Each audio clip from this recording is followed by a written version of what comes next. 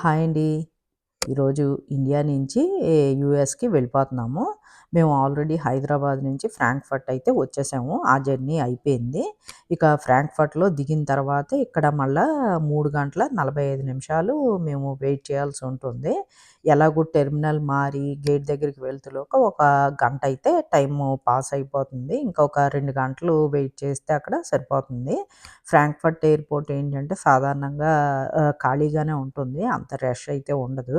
ఇక గేట్ దగ్గరికి వెళ్ళినా కూడా మనకి సీట్లన్నీ ఖాళీగా ఉంటాయి గాబట్టి, కొంచెం సేపయితే రిలాక్స్ అవ్వడానికైతే ఉంటుంది. లాస్ట్ టైం మేము అమెరికా నుంచి ఇండియా వెళ్ళేటప్పుడు ఫ్రాంక్‌ఫర్ట్‌లో దిగిన తర్వాత కొన్ని ఇబ్బందులు పడ్డామని చెప్పాను కదా! ఎందుకంటే ఇక్కడ కొన్ని కన్‌స్ట్రక్షన్ వర్క్స్ అవ్వడం వల్ల ఎలివేటర్స్ అయ్యి సరిగ్గా వర్క్ అవ్వక మేము మెట్లు ఎక్కడం, దిగడం, లగేజ్ పట్టుకొని ఇబ్బందయిపోయింది. తిరుగు ప్రయాణం అవుతుల్లోకి ఇక్కడ కన్‌స్ట్రక్షన్ వర్క్ కూడా అంతా కంప్లీట్ అయిపోవడం వల్ల ఇబ్బందులేమీ కలగలేదు. ఎలివేటర్స్ అన్నీ కూడా బానే పనిచేస్తున్నాయి. ఇక మేము సెక్యూరిటీ అన్నీ కంప్లీట్ చేసుకొని మళ్ళా గేట్ దగ్గరికి వెళ్ళాల్సుంటుంది. ఇక్కడ సెక్యూరిటీ కూడా మరీ ఎక్కువ టైం అయితే పట్టదు. అన్నీ తీయాల్సిన అవసరం లేదు. డైరెక్ట్‌గా బ్యాగ్స్ అయినా, సూట్ కేసులైనా డైరెక్ట్‌గా స్కాన్ చేసి ఇచ్చేస్తున్నారు. ఇంతకుముందంటే ప్రతి ఐటెమ్‌ని తీసి బయట పెట్టాల్సుండేది. అందువల్ల కొంచెం ఎక్కువ టైం తీసుకునేవారు. ఇప్పుడైతే ఆ ప్రాబ్లమ్ లేదు. చాలా ఈజీగానే అయిపోయింది మాకు. ఇక గేట్ దగ్గరికి వెళ్ళిన తర్వాత ఇంకా అక్కడ మాకు ఇంకా చాలా టైం ఉంటుంది కూర్చోడానికైతే. మేము ఇండియా నుంచి వస్తూ కొంచెం చపాతీ, టమాటా కర్రీ తెచ్చుకున్నాము.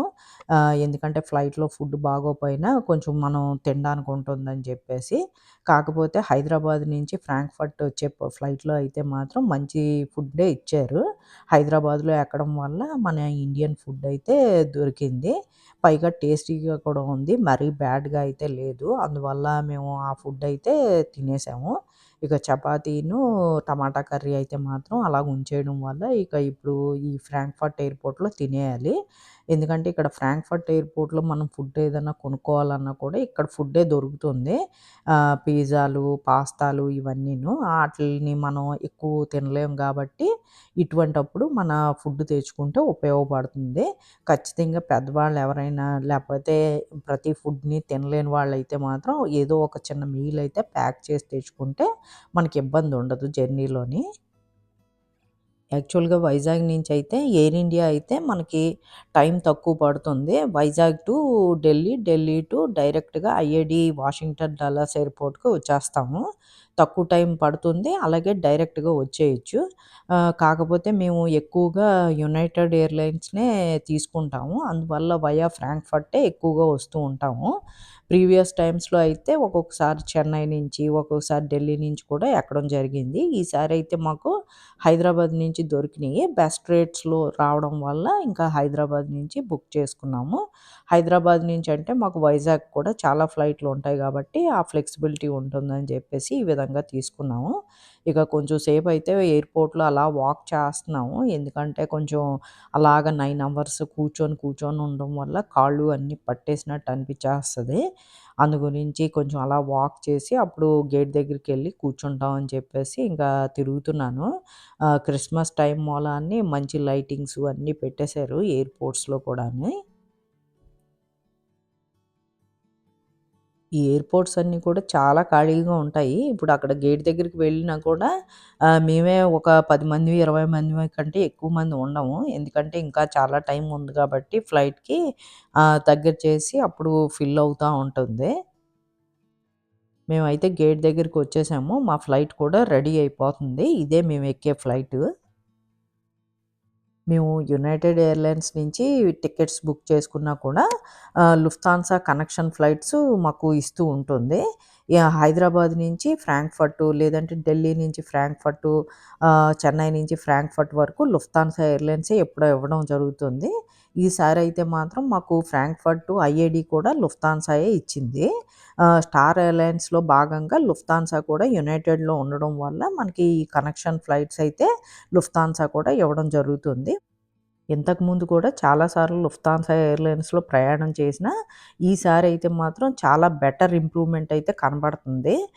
సర్వీస్‌లో అయినా, లోపల వాళ్ళు ఇచ్చే ఫుడ్ అయినా, ఏదైనా కూడా క్వాలిటీ కనబడుతుంది. ఇంతకుముందయితే మాత్రం అస్సలు బావుండేది కాదు. సర్వీసు అంత నచ్చేది కాదు మాకు. అలాగే వాళ్ళు ఇచ్చే ఫుడ్ కూడా నచ్చేది కాదు. ఇక మేము రైట్ టైంకయితే ఫ్లైట్ ఎక్కేసాము. రైట్ టైంకే మేము వాషింగ్టన్ డల్లాస్ ఐఏడీ ఎయిర్‌పోర్ట్‌లో కూడా దిగిపోయి ఇంటికొచ్చేసాము. ఇంటికొస్తుల్లోకి ఇక ప్రాబ్లమ్స్ ఒకటి ఒకటి బయట పడతాయి కదా! మాకు ఇక్కడ సింక్ దగ్గర ఉన్న ఈ గార్బేజ్ డిస్పోజల్ రన్ అవ్వట్లేదు. ఏంటా అని చూస్తే అదేంటంటే లోపల అది కొంచెం రస్ట్ పట్టి ఈ చలి వల్ల బాగా బిగుసుకుపోయిందది మిషను.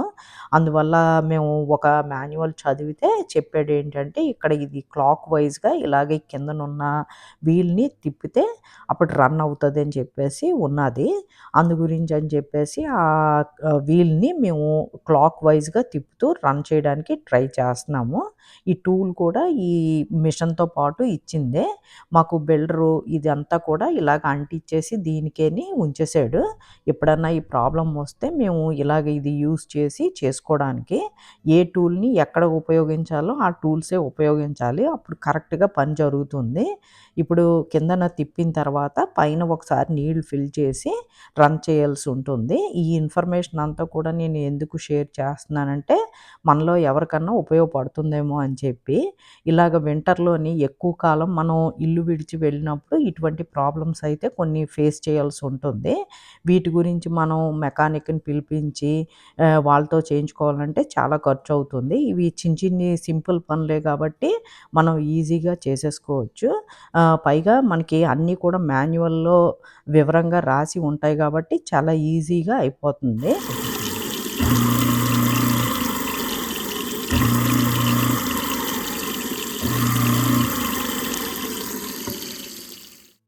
ఈ విధంగా కిందన ఒకసారి రన్ అయిన తర్వాత పైన కూడా స్విచ్ ఆన్ చేసి కొంచెం వాటర్ వదిలితే చక్కగా రన్ అయిపోయింది. ప్రాబ్లమ్ అయితే సాల్వ్ అయిపోయింది. గార్బేజ్ డిస్పోజలు తిప్పడం కోసం అని చెప్పేసి నేను ఇదంతా కూడా ఖాళీ చేశాను ఇందాక. ఇది యాక్చువల్‌గా సింక్ కిందన ఆర్గనైజరు. ఈ స్టాండ్ అలాగా సింక్ కిందన ఫిట్ అయ్యేలాగా ఉంటుంది. ఇది నేను అమెజాన్‌లో తీసుకున్నాను. ఆల్మోస్ట్ ఒక 7 ఇయర్స్ అవుతుంది తీసుకొని. నాకు బాగా ఉపయోగపడుతుంది. ఎందుకంటే ఇక్కడ సింక్ కిందన మనం సోప్సు, లిక్విడ్స్ ఇవన్నీ పెట్టుకోవడానికి బాగా యూజ్ అవుతుంది. ఈ స్టాండ్ మీద ఉన్న ఈ అడ్జస్ట్‌మెంట్స్ అన్నీ కూడా మనకి ఎటు కావాలంటే అటు మూవ్ చేసుకోవచ్చు. మనకి లైన్‌గా ఖాళీలు లేకుండా పెట్టుకోవాలంటే కూడా పెట్టుకోవచ్చు. లేదంటే గనక మధ్య మధ్యలో మనం గ్యాప్స్ వదిలి ఐటెమ్స్ పెట్టుకునే వాటిని బట్టి మనం అడ్జస్ట్ చేసుకోవాల్సుంటుంది. ఈ విధంగా ప్రతి ప్లాంక్‌ని కూడా మనం మూవ్ చేసుకోవచ్చు ఈ విధంగా. సాధారణంగా జర్నీ చేసి వచ్చిన వెంటనే క్లీనింగ్ ప్రోగ్రామ్స్ ఏమీ పెట్టుకోను. వచ్చిన తర్వాత ఒక వారం రోజుల వరకు మాకు జెట్ లాగ్ అది ఉండడం వల్ల కొంచెం నీరసంగా అలాగే అనిపిస్తది. అందువల్ల ఏవో మినిమమ్‌వి చేసుకొని క్లోజ్ చేసేస్తూ ఉంటాం రోజుని. ఇక ఈసారైతే వచ్చిన వెంటనే ఇది క్లీనింగ్ ప్రోగ్రామ్ అయితే పెట్టాల్సొచ్చింది. ఎందుకంటే గార్బేజ్ డిస్పోజల్ తిప్పడం కోసం ఇవన్నీ తీసి అప్పుడు అది సెట్ చేసుకోవడం వల్ల ఇది కూడా క్లీనింగ్ అయితే అయిపోయింది. ఇంకా అన్ని సామాన్లు బయటికి తీశాను కదా అని చెప్పి లోపల కూడా అంతా ఒకసారి తుడిచేసుకొని ఇక సర్దేసుకుంటున్నాను. ఈ విధంగా మనం కావాల్సిన ఐటెమ్స్ ఆర్గనైజ్ చేసుకుంటే మనకు కావాల్సినప్పుడు వెతుక్కోకుండా కరెక్ట్‌గా ఈజీగా దొరుకుతాయి. ఇక మనం సింక్ దగ్గర ఉన్న ఐటెమ్స్ రోజువారీలో వాడుకునేవే కాబట్టి ఈ విధంగా నీట్‌గా సర్దుకొని ఉంచుకుంటే ఎటువంటి ఇబ్బంది కలగదు. అలాగే చూడ్డానికి కూడా చాలా బావుంటుంది. ఈ రోజంతా అయితే మాత్రం మాకు వంట పని లేదు. భోజనం అంతా ఫ్రెండ్ తెచ్చి పెట్టేసింది. ఇక 2 పూటలకైతే వచ్చేస్తుంది. చాలా ఎక్కువ ఐటెమ్స్, ఎక్కువ క్వాంటిటీ తెచ్చింది. అందువల్ల ఇబ్బంది ఏమీ లేదు భోజనానికి. అందువల్లే ఈ పనులన్నీ కూడా మేము ఎనర్జిటిక్‌గా చేసుకోగలుగుతున్నాము. ముందు రాగానే అయితే స్నానాలు చేసి, భోజనం చేసి అప్పుడు ఈ పనులన్నీ స్టార్ట్ చేశాము. అండర్ సింక్ ఆర్గనైజర్ అని చెప్పి టైప్ చేస్తే మనకి ఇటువంటి వెరైటీస్ చాలా దొరుకుతాయి. మన సింక్ కింద ఏది ఫిట్ అవుతుంది, ఏదైతే బెస్ట్‌గా కనబడుతుందో చూసుకొని ఆర్డర్ పెట్టుకుంటే, మనం ఈ విధంగా ఐటెమ్స్ అన్నీ కూడా ఆర్గనైజ్ చేసుకొని, సింక్ కింద కూడా చాలా నీట్‌గా మనం మెయింటైన్ చేయడానికి బావుంటుంది. మరొక మంచి వీడియోతో నెక్స్ట్ వీడియోలో కలుసుకుందాం. బాయ్ అండి. Thank you.